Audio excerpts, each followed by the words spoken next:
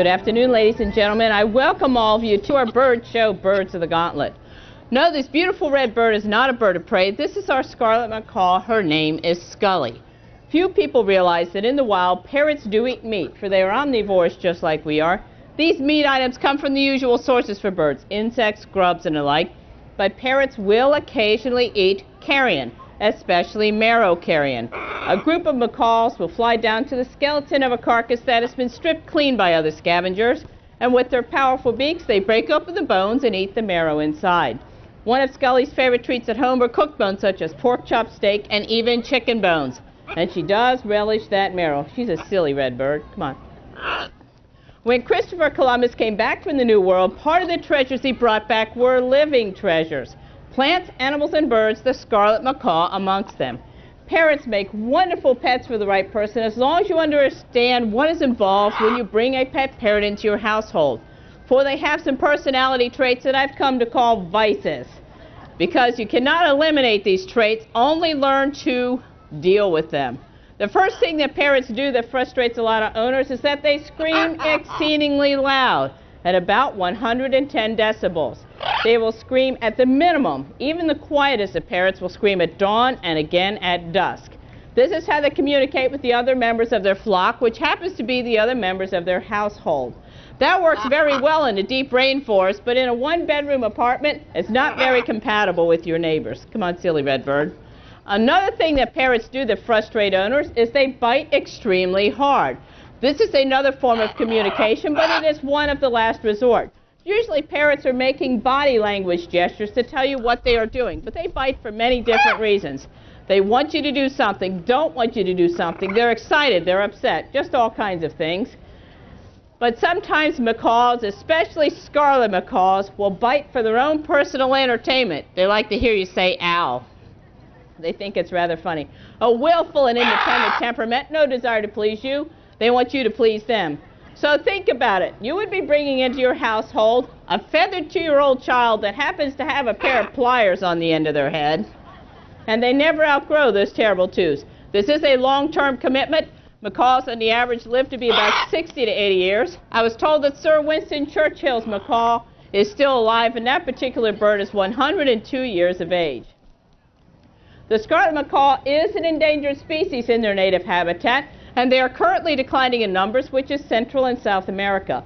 But they will never become extinct because there are private individuals all over the world who breed these birds in captivity or keep them as companion animals and pets in their own private aviaries.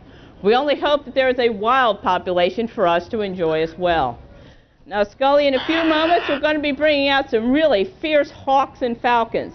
And some of them like scarlet macaws. They eat you in the wild. You taste like chicken. You're the other white meat. All parrots have some sort of ability to talk, but not all parrots really have a desire to talk. What do you have to say about those fierce hawks coming out? Bye-bye. Okay, would you like to say that louder for everyone, please? Say bye-bye. Bye-bye. There you go, everyone. Let's have a hand for this pretty red bird. There we go, pretty girl. I'd like to introduce myself. My name is Kitty Irene Carroll. I am a master-class falconer, and I have been practicing the art of falconry for 28 years. I am also an Eagle-class falconer, and I'm in the process of training my first ever male golden eagle. My husband and assistant, Peter Carroll, will be helping me with some of the birds that we use in our presentation. We are here to tell you a little bit about the art of falconry, which is the art of using trained birds of prey for hunting. Falconry is a very old hunting sport that started about 2,000 years before the birth of Christ. The first falconers are believed to have been either the Arabic peoples or the Mongolian Chinese, and to this day both these cultures have a strong falconry tradition. When Western Europe came in contact with these people through the Silk Trade and through the Crusades, falconry spread to Western Europe and became immensely popular. Almost all of Shakespeare's plays and writings mention the sport. The birds themselves accompanied their falconers to almost every social event, from weddings to funerals, even Mass on Sundays, but priests did not appreciate the little ties that the hawks happen to leave behind on the church floor. According to your rank in society, you're allowed to have only certain birds of prey. Eagles were for the emperor, beautiful white gyrfalcons from the north were for a king.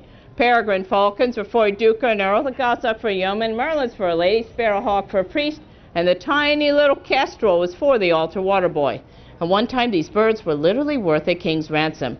When King Richard the Lion-Hearted was returned back to England after his long capture, part of his ransom payment was 2 white gyrfalcons from the north. We're going to start off with a beautiful bird of prey that lives in the desert southwest. Her name is Tabasco. She is a Harris hawk. We're going to have her do a simple flight on out to the glove. I think she is ready. Tabasco, you ready? We're going to have her come on out. There you go, pretty girl. The Harris hawk can be found sitting on poles, cactus, old buildings, old structures, and the like. There's not too many trees in that desert environment. Sometimes they even sit on the shoulders of each other. You will also notice that female birds of prey are the larger and more powerful of the two genders. She protects the nest and young, and her smaller, more agile mate catches the smaller, more easily digested prey animals for the baby hawks or falcons to eat. They're referred to as eyases. Ready to go back, Tabasco? There we go. Very good, Tabasco. The next bird of prey that we are bringing out is quite commonly found in this area. Her name is Ladybird, the American kestrel. She's only about the size of a blue jay. So you've probably seen one of these pretty little falcons and not even realized it. So frequently are they found sitting on poles and wires that the name for kestrel in German literally translates into pole falcon.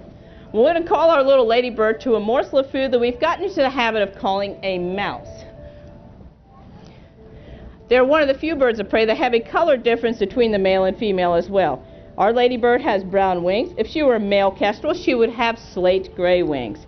I'm getting her little tidbit ready. Sometimes she even hovers a little bit before she lands on the glove. Okay, I am ready. Any mouse? Here she comes, everyone. There we go. Now listen to her growl. She has a ferocious growl. Tell me how fierce you are. Are you ferocious? Yes. Doesn't that make you shake in your boots? You can invite these beautiful little falcons to live on your property by providing nest boxes for them. In the wild, they nest in dead hollow trees, so nest boxes are an excellent substitute. For not only are kestrels beautiful, they are very beneficial in that they eat insects and mice as part of their regular diet. For those of you so interested, we do have plans for nest boxes for sale over in our Muse and Aviary, which is the display area under the tent. So stop on by after the show. Our pretty little ladybird does need to go back into her training box for her own personal safety. For the larger birds of prey that we fly on a show do have a tendency to eat their smaller cousins. Now Peter has brought out our lovely barn owl named Newton. Newton is a captive bred barn owl born this year. Barn owls are another lovely bird of prey. Unfortunately, that is declining in numbers. The reason for that is that our farming practices have changed. We no longer have the big silos that they nest in, and many barns have been bird-proof because of the pigeons and starlings that can cause a problem.